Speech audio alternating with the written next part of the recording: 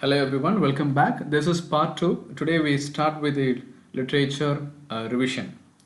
In this video, I'm going to give a outline for the chapters If I Were You, Packing, Reach for the Top, part 1 and 2, and the Bond of Love.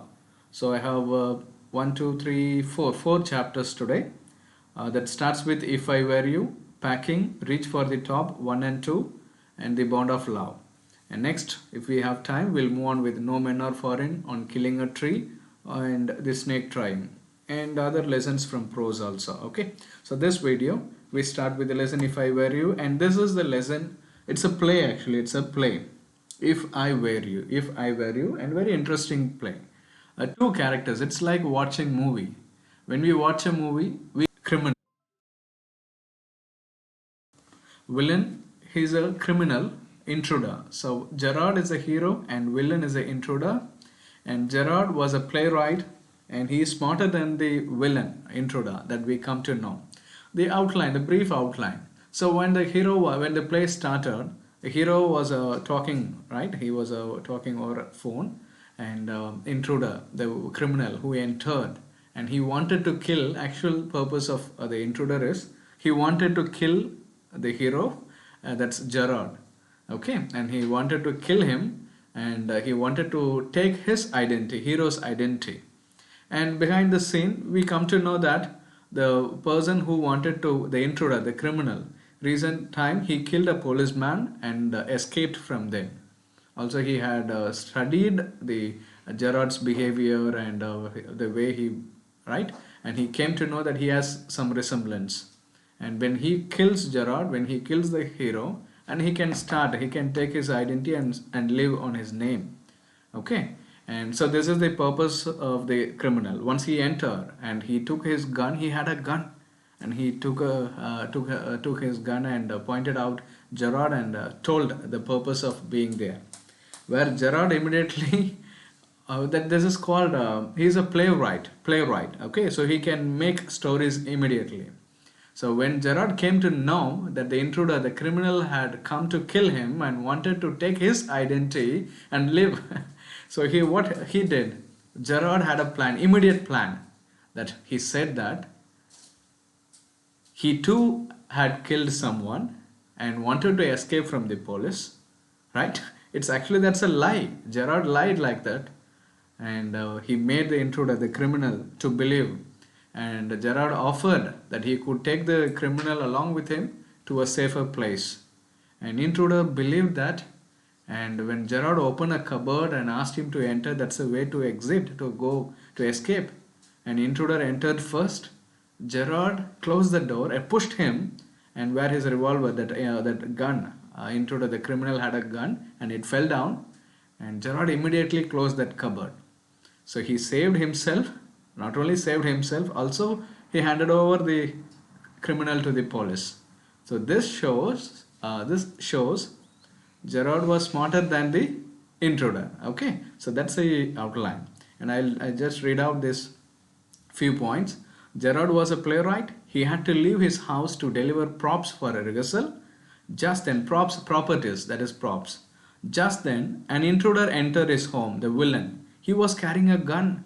He wanted to kill Gerard and live on his identity.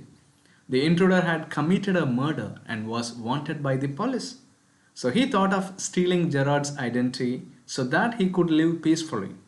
He wanted to know details about Gerard before killing him so that he could imitate him well. Gerard said that he was a crook too, and that if the intruder stole his identity, even then he would be chased by the police. So this is the plan of Gerard's plan. He had killed someone and the police had evidence against him. He further added that he was carrying false mustaches and other props so that he could disguise himself and hide from the police. He sensed that the police could raid his house that night. He had positioned an accomplice on the road to warn him of danger. Gerard fooled the intruder to believe him by saying that if the intruder felt that Gerard was lying, he could kill him. As the phone rang, Gerard said that it was time to leave. When the intruder didn't believe Gerard, he asked him to peep out through the door of the garage and see the police for himself.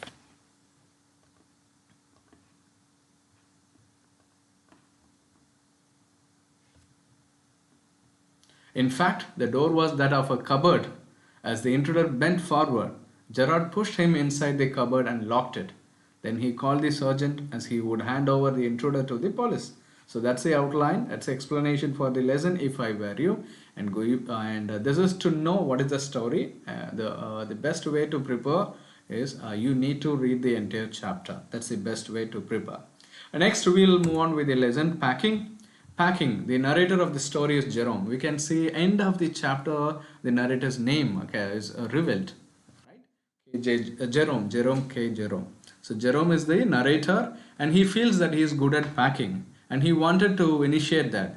The actual purpose of initiating the packing is to supervise, where he didn't want to do the work. Instead, he wanted to supervise the work. So we do have friends like that. It is like happening among our friends, where one of our friends may say that he can do this or that once he started the work, right? And he shows that his dislikes. So the same way it is. So Jerome, assume Jerome is one of your friends, right? And the other two friends, George and Harris. So they are going to pack. Okay, let's see. The narrator of the story, Jerome, was proud of his packing skills. He was supposed to go on a trip with his friends George and Harris.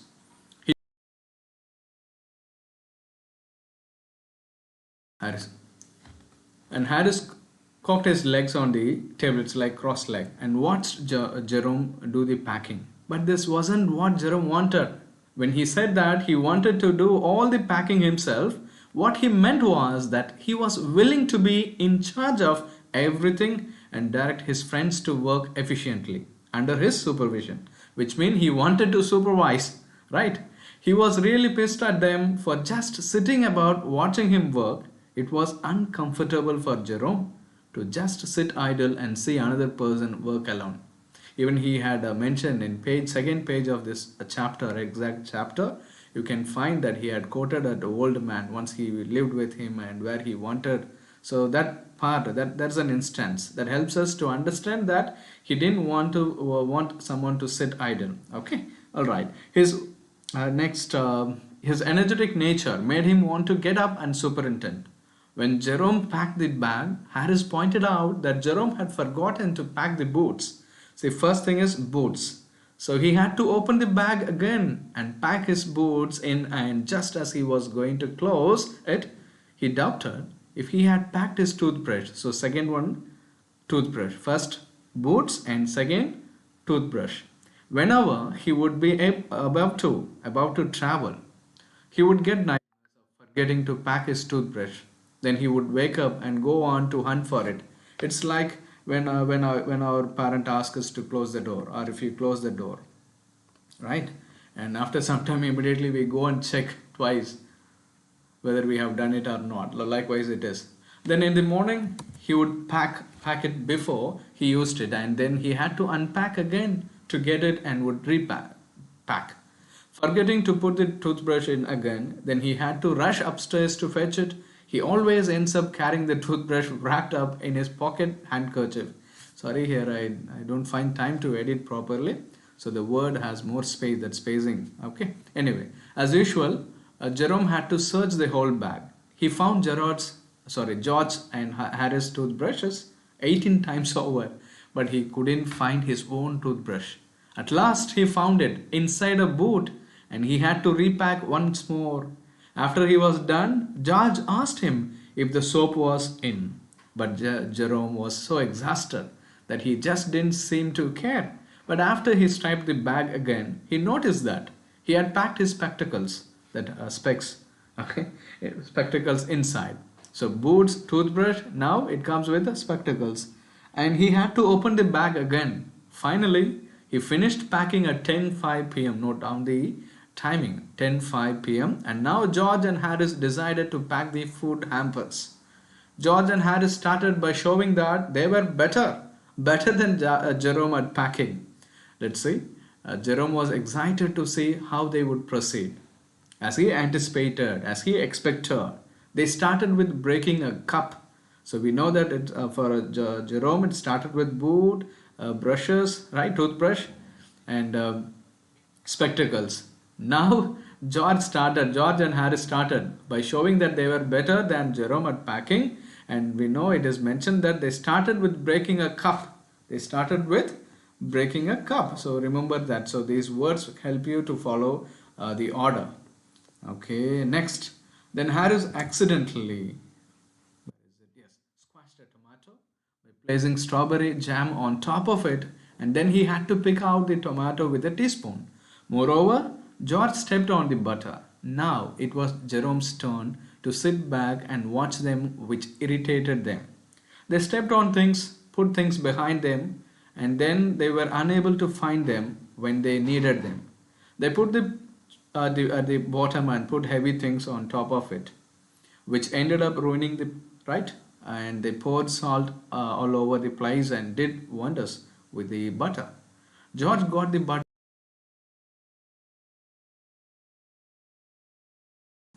Then they went around looking for it. After a lot of searching, George discovered that it was at the back of Harris the whole time. And finally, they packed it in the teapot. And then their pet dog Montmorency. Many have doubt. What is that name? What is it? A character? Yes, it's a character. It's a dog's name. Jerome's dog, Montmorency, came into the scene only to add to the commotion. Montmorency was a naughty dog whose aim in life was to create hurdles and get scolded. It was only when he was screamed at that he felt that his day had not been wasted. Such a naughty dog, okay, such a kind of dog is introduced here. So, just when things were ready to be packed, he came into the room.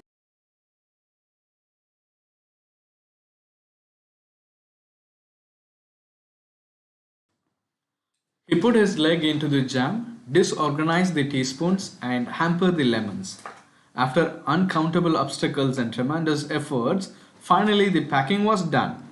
Finally, the packing was done at 12:50. At 12:50 they did. And Harris sat on the hamper, hoping that nothing was broken.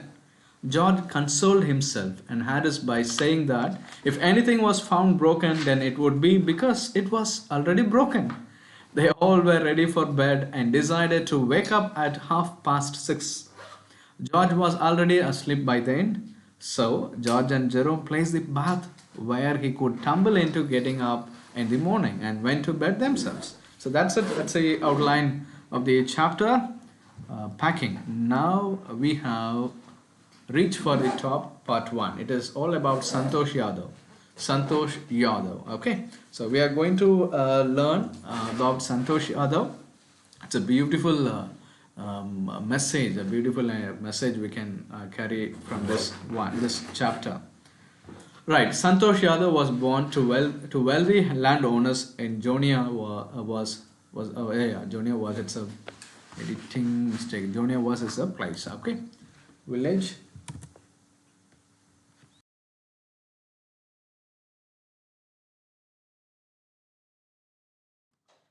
Next, village of Rohtak district. Actually, that's a name. I'll check. Maybe that's a mistake. A district in Haryana. She was the youngest child, a sister of 5 elder brothers. Due to the traditions, she was forced to study in the village school.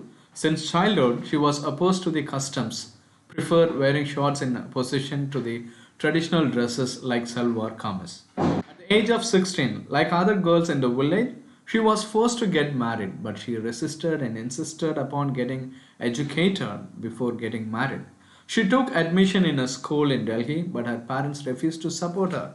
This is the beautiful lesson I told you, right? Because here it's like movies. We can find a person who fights for one's rights. So here, the hero of this chapter, reached for the top 1, is Santosh Yadav. Santosh Yadav, youngest child, a sister to 5 elder brothers. Where his parents were wealthy, they can send her, they can give a best education, but due to a prevailing custom, we can say that prevailing custom. Even now, we can see there are few places still.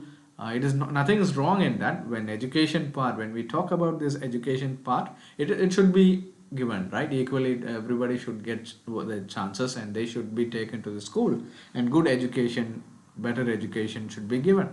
Here, the story, in this story, Santosh Yadav, where her parent did let her to go out. And at the very young age of 16, just when she was 16, yes, that happened. Nowadays, the present generation may wonder how come a person who was just 16 years could go for marriage. Yes, it happened. That was true. That was a fact, right? In olden times, people used to. Okay, right. So here, when she turned 16, her parents asked her to.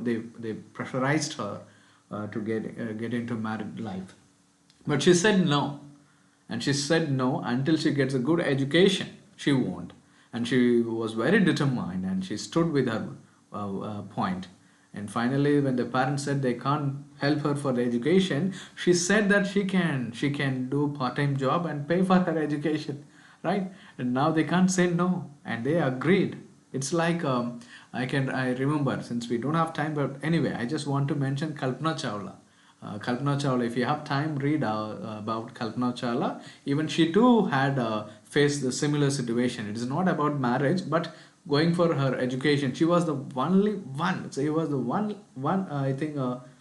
If you read, you come to know. I don't want to go in detail. The thing is, she too wanted to go for higher education, where her parents didn't allow, and she applied herself and put. When Santosh Yadav said that if her parent was not ready to pay, then she could do some part-time work and pay for her education, and that made her parent to allow, right? And they allowed finally. She did her education. Okay, now she took admission in a school in Delhi, but her parents refused to support her. She accepted it and decided to work part-time to fund her schooling fee. Finally, her parents agreed to support her. Her father accepted her desire to get higher education. After high school, Santosh joined the Maharani College at Jaipur and lived at the Kasturiba hostel. So the college name Maharani College and the hostel name Kasturiba. There she saw the villagers climb the Aravalli Hills, the hill name Aravalli Hills, and was curious to know what was at the other side of the hills. She joined a group of mountaineers there and hence undertook her first climbing expedition. So it is like when we see something, we feel like we wanted to know more about it. Similarly, we can find the same thing happened for Santosh Yadav. When she was staying at the Kasturiba hostel, when she was at the Maharani College at Jaipur, it happened. She saw the villagers and they were climbing, and she too wanted to know what was there. And she approached them and got chance, and she did her first climbing expedition. Right. Within 4 years, in 1992, she climbed Mount Everest. Mount Everest. Her qualities of determination, physical and mental strength impressed her seniors. Her fellow climbers appreciated her concern for others and willingness to work in a team. It's called teamwork. And she saved the life of a fellow climber named Mohan Singh by sharing her oxygen cylinder with him. That's a great job. She joined at an Indo-Nepalese woman expedition and climbed Everest twice. So she's the woman who stood with that name, who climbed the Mount Everest twice, thus becoming the first woman in the world to climb the peak twice. Santosh can't describe the immense feeling of happiness and pride when she was on the top of the world. As she hoisted the Indian flag, she felt proud to be an Indian. Being an environmentalist, she brought down 500 kilograms of garbage from the Himalayas. So that's the end, that's the outline for Reach for the Top. Santosh Yadav, that's all about Santosh Yadav. At her young age, who climbed Mount Everest twice and who became the first woman in the world to climb the peak twice. That's very important point. Okay, right, next, Reach for the Top, part 2. This is second 2, I'll write part 2. Part 2 summary. This write-up about Maria Sharapova inspires us to remain determined and make sacrifices in order to fulfill our dreams. We all have dreams. If you want to go ahead, if you want to go behind your dreams, we have to sacrifice. Be ready to sacrifice the worldly things. So where we can find Maria Sharapova, and it's an inspiration inspirational story. So here on on 22 August 2005, Maria became the top seeded player in the world women's tennis player rankings. She made great sacrifices to achieve her goal. At the tender age of 9, see, when she was 9, she left her home in Siberia, Russia, to get training in tennis. So this has not only happened because of being determined, also the credit goes to parents. They were there always. We too.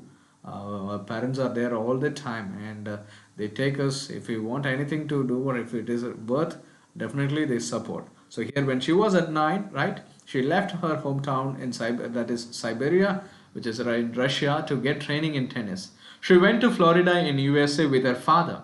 And separation, I told you the initial the part. I told you that we should be ready to sacrifice when we want to go behind our dreams. And here that she sacrificed being with her mother.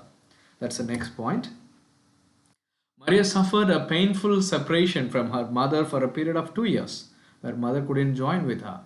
She couldn't see her father. She was bullied, and it is mentioned that she was bullied by her seniors, and being a foreigner, she had to suffer all that patiently. It's quite normal, though we are good or bad, people will criticize. Right? Criticism will be there, and here, when someone comes to a new place where he or she is not accustomed with that, right? And we face certain things. Even when you people, those who are listening this, when you go for your higher studies, definitely you too may find certain situations, right? But you should be very bold to face all those things. That's life. Just ignore it and go. All right, and don't react much when someone comes and bullying. Right? Okay. And Maria didn't feel depressed. Rather, she was prepared for greater insults too, in order to achieve her aim. Her mantra for success is to work hard and face the toughest competition. Although she was trained in the US, she considers herself to be a Russian and is willing to represent Russia at the Olympics too. If spelling mistake for willing, that's mistake. Okay, right. Her favorite hobbies. Then the lesson ends with her favorite hobbies, that such as singing, and dancing. So she's like a multi-talented person. She loves reading novels written by Arthur Conan Doyle. Her love for fashionable evening gowns is in contrast to her liking for pancakes with chocolate spread and orange flavored aerated drinks. The monetary gains and the fame incurred by Maria are well deserved. Okay, that's it. So this is a short outline, and next we'll move on with the lesson.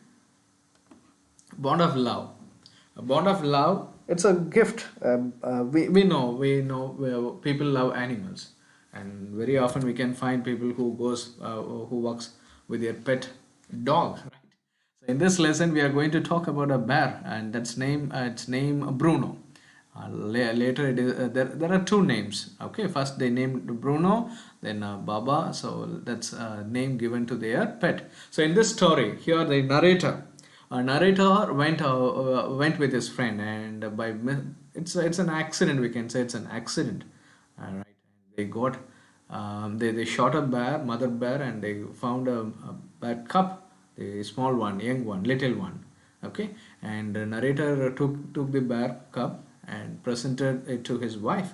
His wife loved the bear and named and started feeding it, and they become very good friend. And the bear obeys all her commands.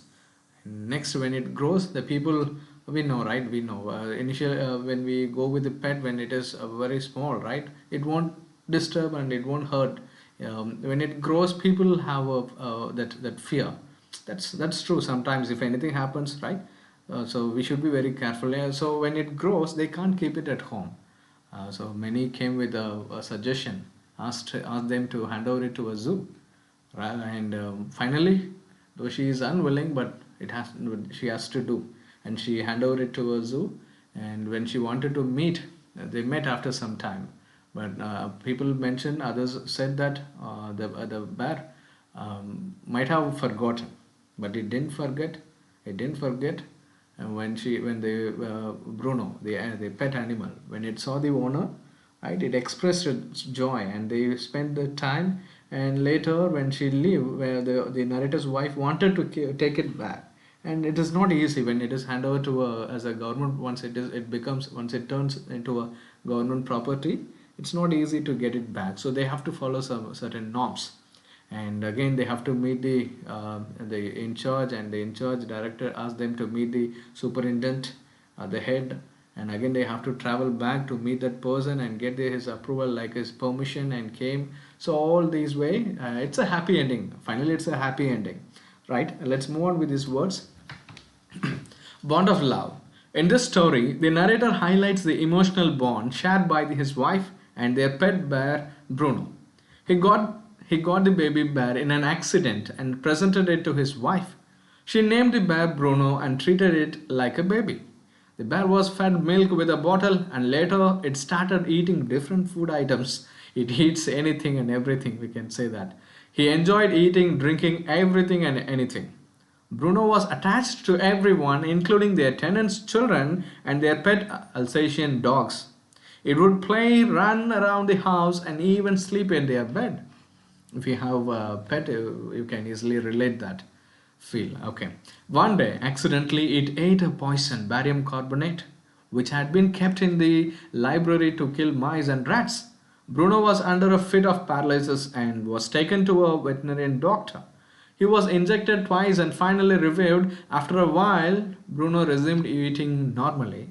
So even you can see that part in a funful way. It's very fun. You can see that it expressed like nothing had happened, right? It came out like it gave an expression like nothing had happened to him after taking the barium carbonate. Okay.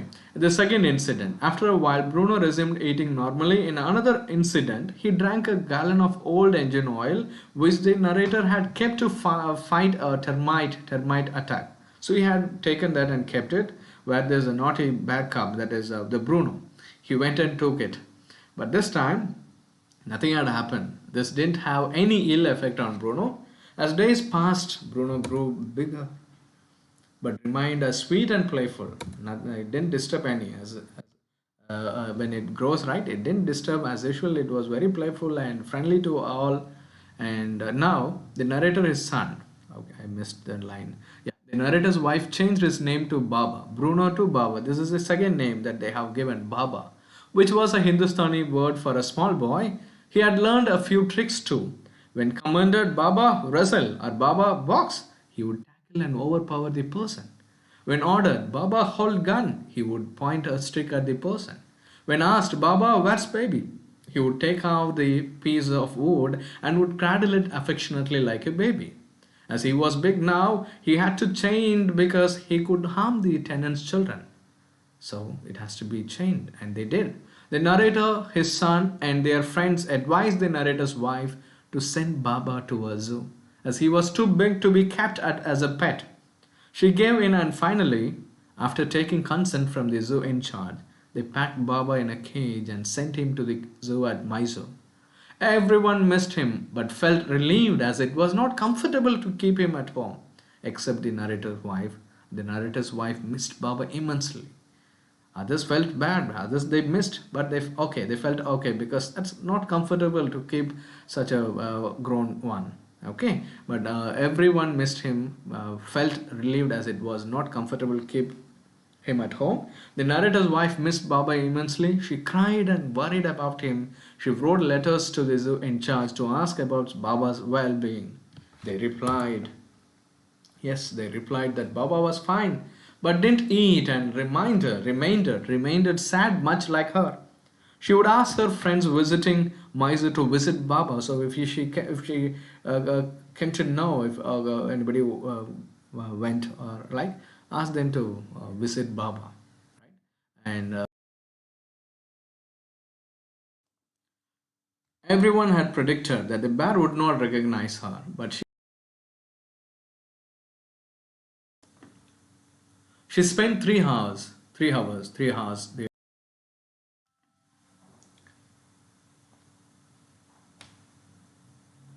to allow them to take back Baba, for which they had to take permission from the superintendent in Bangalore. As they got the required permission, Baba was put in a cage. So here the part it is when they returned and they met the that shows superintendent was a kind person.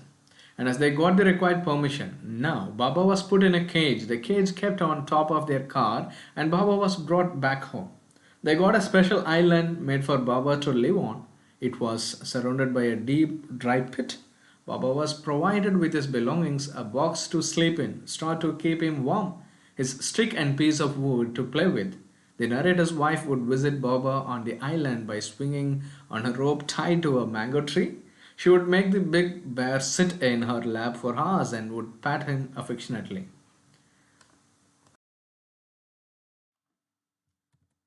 And in the next, yes, and reach for the top one, that also we have seen. And next, what is it like? Yes, packing and if I were you. So these are the chapters that we have covered. And I have, yes, I thought of making one more video. And the following video is on grammar. Okay, we'll discuss grammar. We start with tenses and reported speech. Better we discuss at least reported speech, other parts that you can prepare, and keep supporting. And in the next video we'll meet with the grammar topics. Thank you all.